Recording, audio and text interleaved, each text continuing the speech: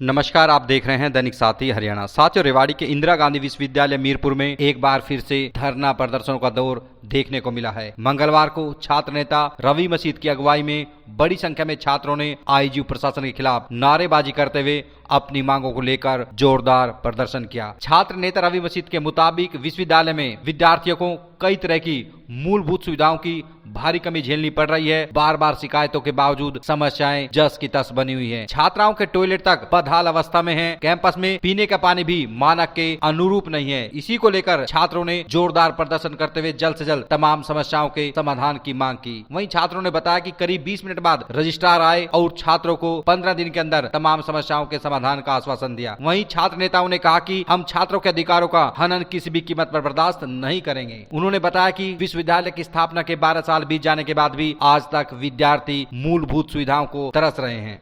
Class के अंदर ये भेजकर ये कहा कि किसी भी विद्यार्थियों को प्रोटेस्ट में नहीं आने देना चाहिए। आज वो अगर आपने नहीं कहा तो उस अथॉरिटी को क्या लालच है कि उस लालच के दम पे आज वो ये कह रहे हैं कि किसी भी बच्चे को प्रोटेस्ट में नहीं जाना। लोगों से मैं एक चीज पूछना चाहता हूँ, जब यूनिवर्सिटी के अंदर 3 साल पहले एक लड़का बस के नीचे आके मरा था, किसी का बेटा किसी का भाई, आप सोचो कि कितनी एक बार पॉइंट थोड़ा रखते पॉइंट बता दो। पॉइंट ये एक बच्चे की कई इसने मैं पॉइंट वाइज रिप्लाई दूंगा। पॉइंट ये है एक बच्चा मरा, आपके यहाँ 3 बच्चे हुए, 3 बच्चों का झगड़ा हुआ, 3 को चोट लगी, ये आए, झगड़ा अलग चीज है, हम बात कर रहे हैं चोट लगी मरने के भाई, उनको जो अगर कुछ हो जाता तो वो भी मर सकते थे, चोट बहुत ज्यादा थी। आप बच्चे बताओ, उस दिन के बाद मैं खुद खड़ा होता हूँ या नहीं होता? आप बता दो, हर एक बच्चे की चेकिंग है या नहीं है?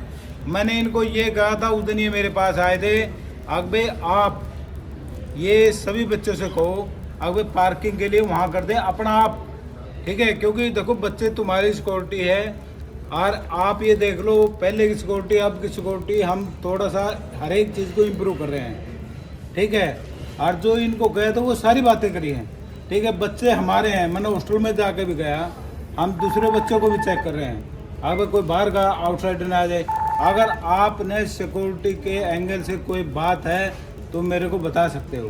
देखो, स्ट्राइक करने के लिए कभी भी मत आओ, मांग मानने के लिए आओ, ठीक है ना? स्ट्राइक करोगे, आप लोगों के हाथ में लठ थे, हाँ, गोलियां थी, हाँ, छुरे ले रहे थे, चाकू ले रहे थे। आज यूनिवर्सिटी में हमने आंदोलन करा। आंदोलन की जो वजह थी वो ये थी कि लंबे समय से यूनिवर्सिटी के अंदर स्टूडेंट्स को बहुत सारी समस्याओं का सामना करना पड़ रहा है। जैसे कि यूनिवर्सिटी के अंदर बसों की बड़ी दिक्कत है, लड़कियों को वॉशरूम के दरवाजे तक टूटे पड़े, पानी की समस्या है, लाइब्रेरी की दिक्कत है, ई रिक्शा नहीं चलती, ऐसे बहुत सारे इश्यू थे। जैसे रिवेल का रिजल्ट सही समय से नहीं आता, तो इन प्रॉब्लम की वजह से स्टूडेंट्स कहीं ना कहीं एक जो शिक्षा का जो अधिकार है उसका हनन होता हुआ दिखाई देता है। स्टूडेंट सही तरीके से अपनी पढ़ाई पूरी नहीं कर पाते, और मैं मानता हूं कि एक साथी जब लंबे रूट से आता होगा तो कहीं ना कहीं उसको आने जाने में बड़ी समस्याओं का सामना करना पड़ता होगा। जब एक साथी सही तरीके से आने जाने के लिए ही इतने मशक्कत करेगा तो मुझे नहीं लगता कि वो सही तरीके से अपनी पढ़ाई कर पाता होगा।